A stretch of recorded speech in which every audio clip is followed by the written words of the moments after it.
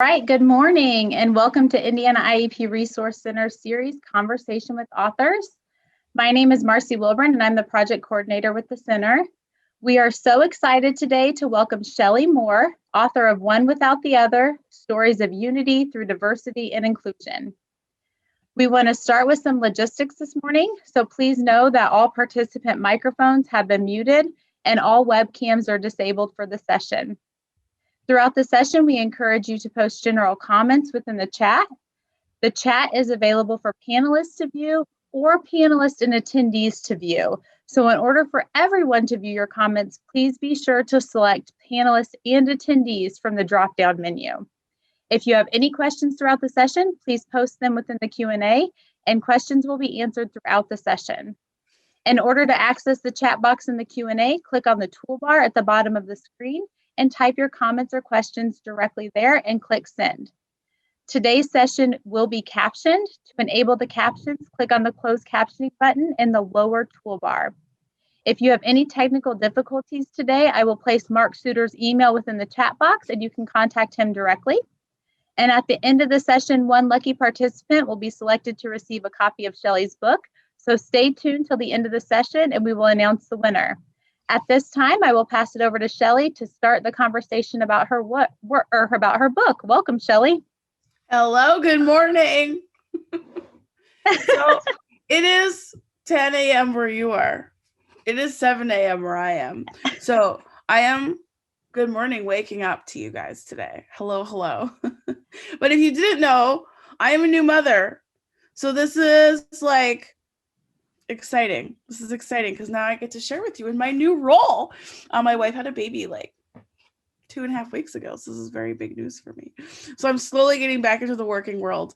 But when I saw that I was with you guys today, I was like, oh, this is so perfect. I love this group. Okay. So I am Shelley Moore. Thank you so much for joining me this morning. I'm just going to start off with some of my contact information. So on the screen right now, thank you, everybody.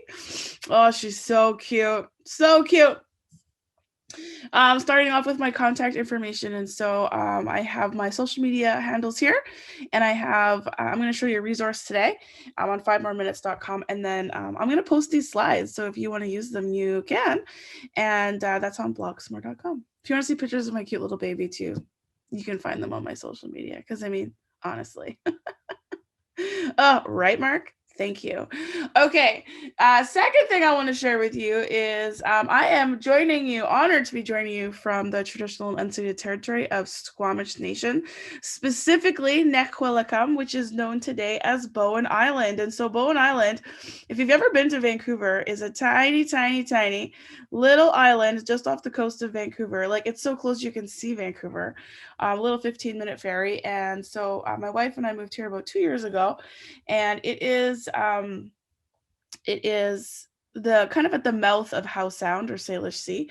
And I've never lived on an island. I'm from the prairies. And so it's been pretty fun to really get to know this place and the land and the history of the land. And so if you know the traditional territory where you are from, I invite you to share that with me in the comment box. And if you don't know, I invite you to research into it because it's something that I'm really learning about and really it's important, but it's also very healing to understand the place where we call home and understand the history behind it and why that's important. So I encourage you to do the same. All right, here we go. So talking about the book. So One Without the Other is a book that I wrote because I was trying to answer this question. Now, I'm trying to think. So I am a special education teacher, although I prefer to say an inclusive education teacher. That's how I started off. But the story kind of goes back beyond me being a teacher, and it kind of starts to talk about my own experience in school and really do you guys know Dan Habib? Dan Habib is a filmmaker, an incredible individual in the world. He has a son with a disability, and they both actually make films. And yeah, Dan's incredible. And Dan was at a conference and in Vancouver, and I've always been very impacted by his work. And so I went up to him and I introduced myself. And I gave him a copy of my book, and I'm talking, and he's asking me some questions, and he kind of stops me, and he's like, Shelley, why is this so important to you? And I'm like, because it's human right. And he's like, no, like, why is it important to you specifically, right? And I'm like, because. And I couldn't articulate. And that was about, I would say, 5 or 6 years ago. And so I really started to think about that and answering this, like, why does this matter to me? Like, why is this the mountain that I'm choosing to climb in this lifetime? Sorry, I've got this rogue hair. And so I thought about it, and I remember walking home, and I was drawn to this one. I kept thinking back to this one moment in my schooling career because like I kind of like made it to grade 3, like not for good, but feeling like school was okay. And then in grade 3 was when standardized exams started. And that is when I realized that school was not as fun, or not as easy, or not as successful as I anticipated or thought it was. And so when I was in grade 3 was when I was diagnosed with having a learning disability, which manifested as short-term memory, executive functioning, written output. Still to this day, it's a killer. And so I just remember thinking, like, school's not for me. Like, I don't like it here. I was pulled out all the time. And it always seemed to happen on the best days, the best times. And so I just learned really early that if I had challenging behavior, it wasn't that I couldn't do it. You know what I mean? Like, I kind of just found ways to navigate that in ways that made me maintain my own integrity. And so it just was really tricky. And then it all kind of came ahead too in grade 7, because in grade 7, this is junior high school. This is the year that, so I'm a little disabled, right? This is the year that I get a little chubby. This is also the year that I realized that I'm a little gay, and it's just not the greatest combination in a super conservative province of Canada in the 80s. In the early 90s. And so I was bullied just really awfully. Like, just school was just such an awful place for me. And it kind of came to a head because in the early 90s, there wasn't really any anti-bullying campaigns, right? And so someone at my school put a firecracker in my ear, and I lost partial hearing on my left side. And this is when I just was just like, enough. Like, why am I coming here? And of course, nothing really happened because the admin was like, well, we didn't see it. Right. This story is in the book. And I just was like, that's fine. Like, I don't want to be here. And I remember he called my mom in, and these are kind of like the words that parents dread, which is, we don't think we can meet your child's needs in this building. And my mom is like a single mom. Like, she's like, what do you mean you can't meet my child's needs? This is a public education system. Like, you don't just get to decide who comes to your school. And she didn't know what to do. And I was ready to just not go to school anymore. I was totally fine to drop out in grade 7. And so then she found this school, which was actually closer to our community. And it was a brand new school being opened up. And it wasn't actually organized to be an alternative school. But it ended up kind of like collecting the misfits, right? Because it was actually set up not as a junior high, but a middle school. And if you know the difference between junior high and middle school, junior high is like, it's a small high school. Do you know what I mean? It treats the students like small high school students. But a middle school actually intentionally designs it according to the research that kids from like age 11 to 14 need, like specifically designed. And, like, if you think about yourself between grade 6 and 9, community is important, identity is important. Understanding that, we are like, kids that age are negotiating such different things than kids in senior high school. And so there was just like little things in the school that was different. Like, there was cross grade groupings. Like, we weren't organized by grade. We had diverse classrooms. It's the first time we had anyone with like intellectual disabilities in our classrooms. We had one teacher, but elective teachers and specialists came to us as a cohort. It was Canada's first Apple technology site. Everything was inquiry based. Like, it was just so before its time. And I thrived. Like, it was, to this day, probably the most influential 2 years of my life. I still talk to my teachers from those 2 years. My grade 8 teacher spoke at my wedding. Like, it just was phenomenal. And so what I'm telling you, and how I get back to Dan, is my mom asked me, she goes, Shelley, like, what do you think of your new school? Like, she asked me this when I was 12. And of course, a 12-year-old, and I'm like, I don't know. I just love it. And she's like, well, you've never said that before. Like, what is it about this new school that is different than the other schools you've gone to? And this is what I said to her. I'll never forget it. I'm just like, I don't know, Mom. Why did I have to go to any other school? And this is the moment that I was drawn to when Dan Habib asked me my question, like, why does this matter to me? And I get back to this question of, why did I have to go to any other school? You know, like, why is the school that was inclusive and allowed me to show my learning in different ways and was based on community and relationships, like, why was that the anomaly? Like, why isn't that just school for everybody? Like, why is it the exception that there's a school that is central around community and increase? Like, it didn't make any sense that for me to go to that school, I had to fail so horribly that school became a place of crisis and trauma for me. And when the children of the world are negotiating the things of the world right now, like, school can't also be a place of crisis and trauma. And so I come back to this all the time because people are like, why does this matter to you? And, you know, I haven't seen Dan since, but I'm going to call him up because I'm going to be like, Dan, you asked me this question and now I have an answer, which is, why can't education be something as simple as this? Kids go to school where they experience a second family. It doesn't matter who you are. It doesn't matter what your strengths or stretches are. This is just who you are, and you are loved because of who you are. Like, what if school was something as simple as, you are who you are, we support you, we accept you, and the most important thing, you're going to get what you need before you fail. You're going to get what you need before you experience crisis and trauma. Now, this sounds so simple, but this is completely the opposite of how education, the infrastructure of education, is actually organized. Education is organized according to a medical model, which is you have to, like, you get support when something is wrong, not when something is right. You go to the doctor when something is wrong, and then you're sent to a specialist, and then they fix you. You break your leg, they fix your leg. They can't fix it, they send you to a specialist. Like, this is special education. This is education system. If you're not successful according to one standard, you're broken. Something needs to be fixed. And so within the disability community, this makes them look like a lot of broken people.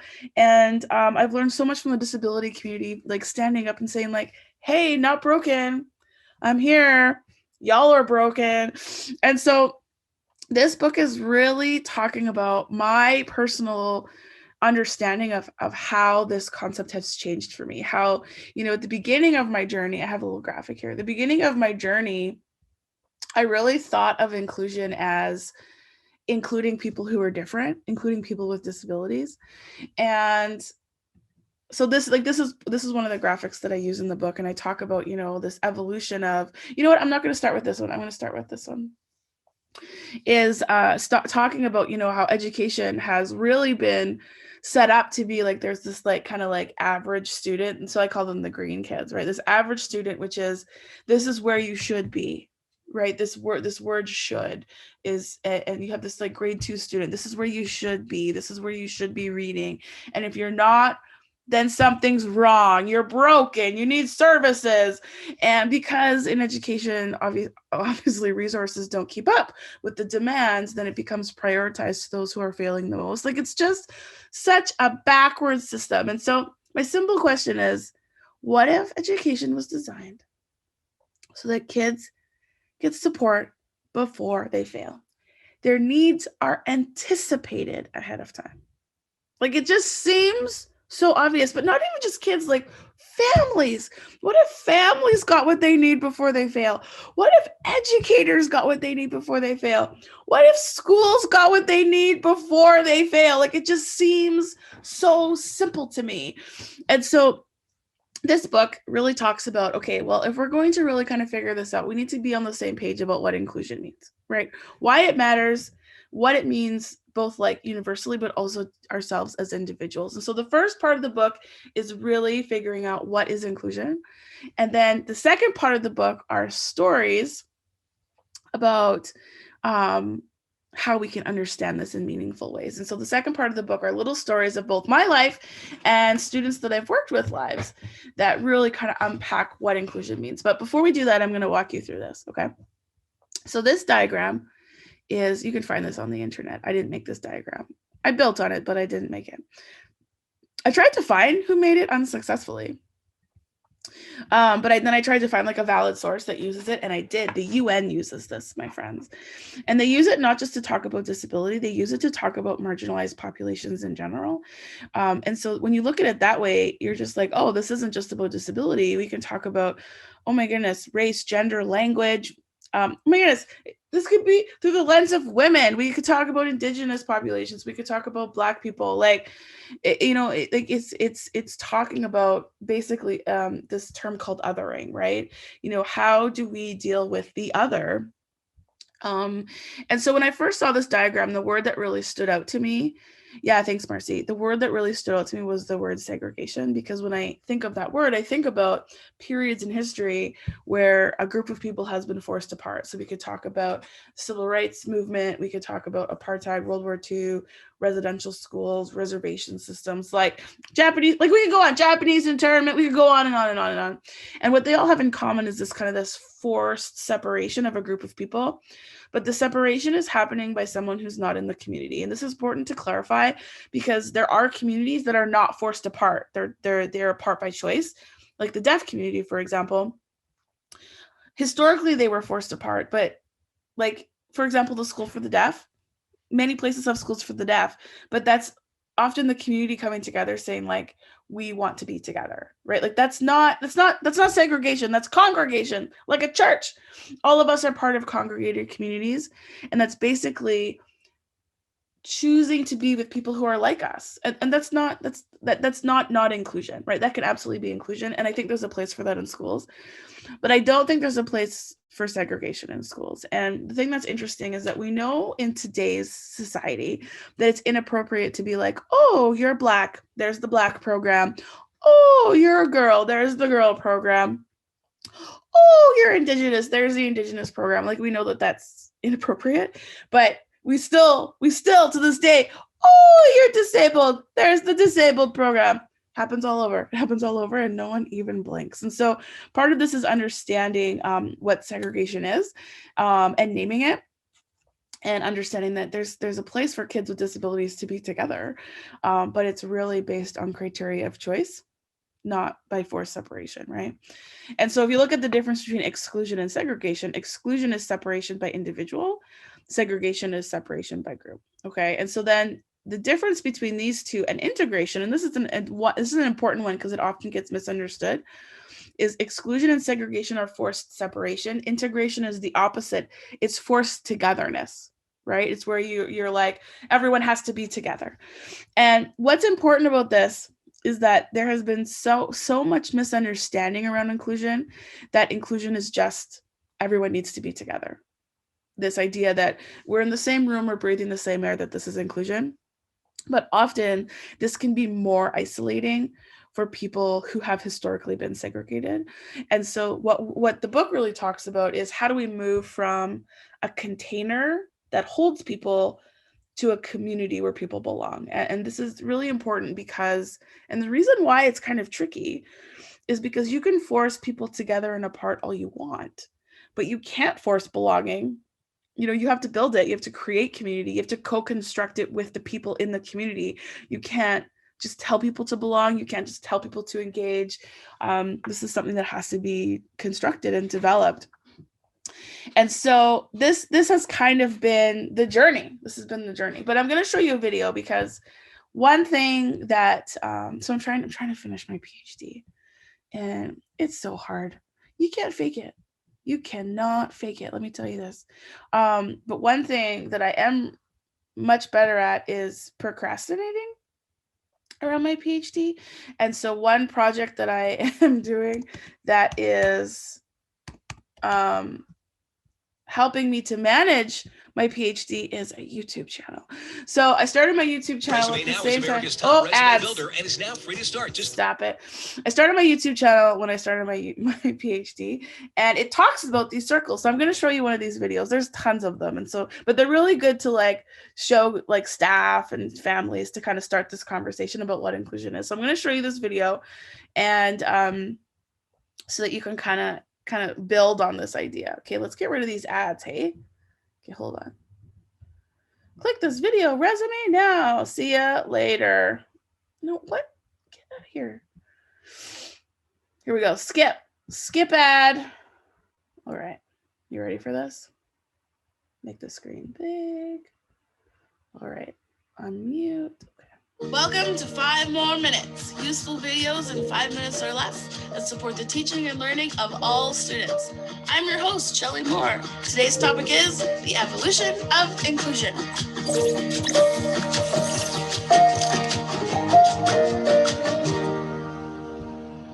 Okay, so you remember the dots? I know. I've shown you these before. But one colleague of mine suggested to me once, he goes, what if we didn't look at these as different concepts that we compare to each other, but instead as an evolution of time? It was totally brilliant.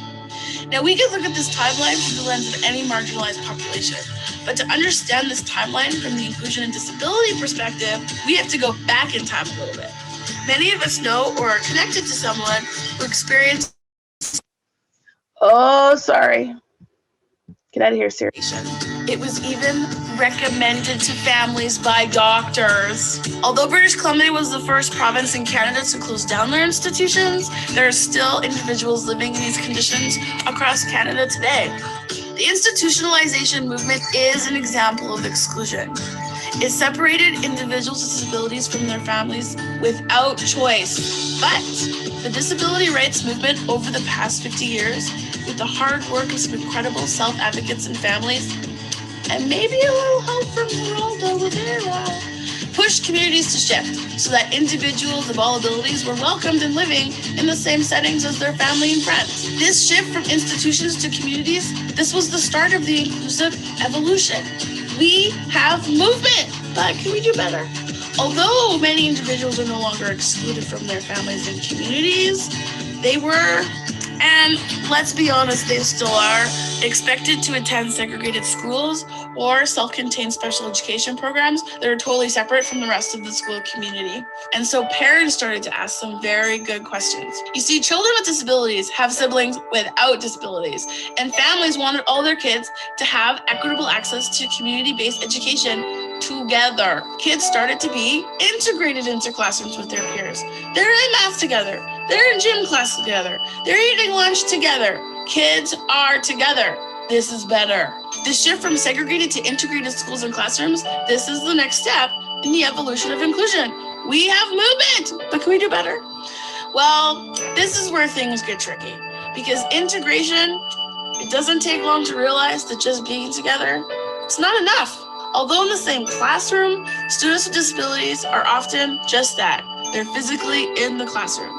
They may sometimes have parallel activities, but mostly it's loosely connected classroom tasks. Now, you don't need me to tell you that just physically sharing space and time is enough to make you feel like you belong in a community.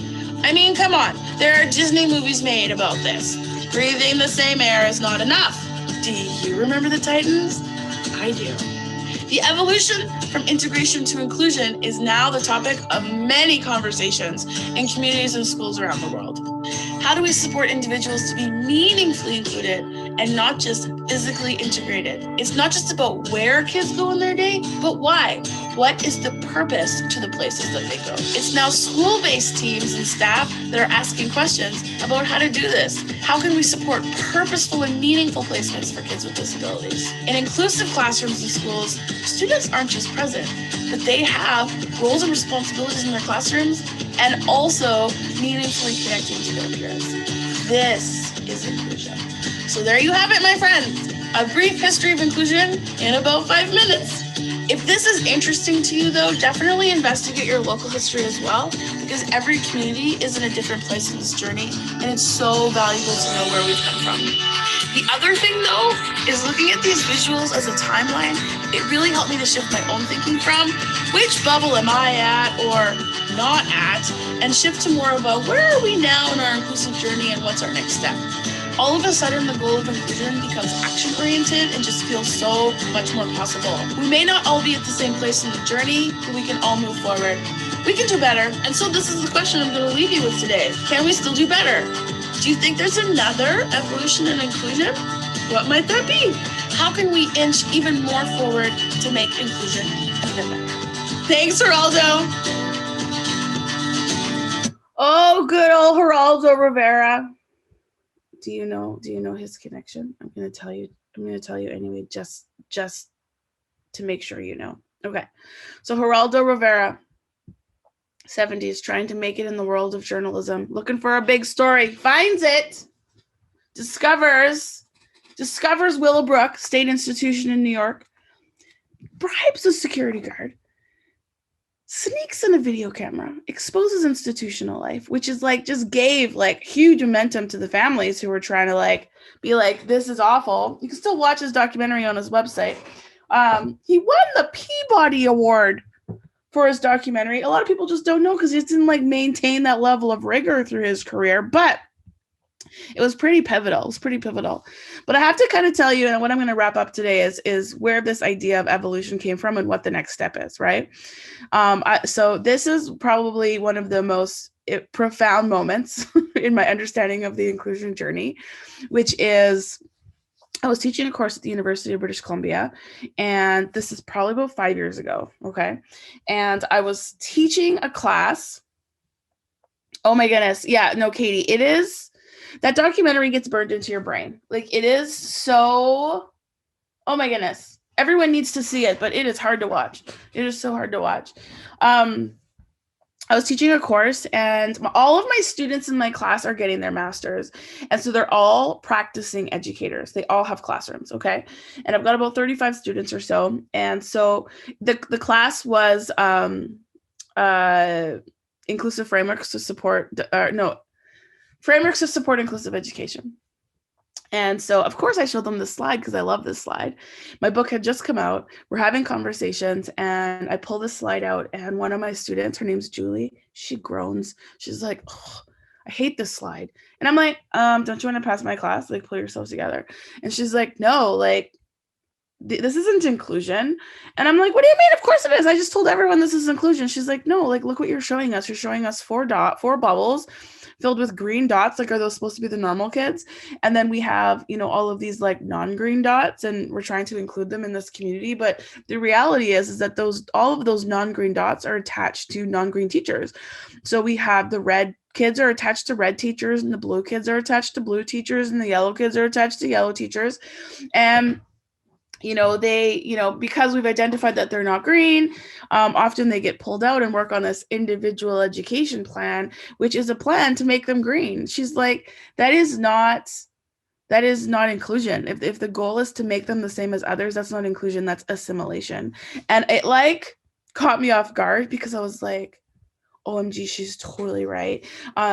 She's described special education. Like, that's not an inclusive model. Special education is an assimilation model that aims to fix deficits.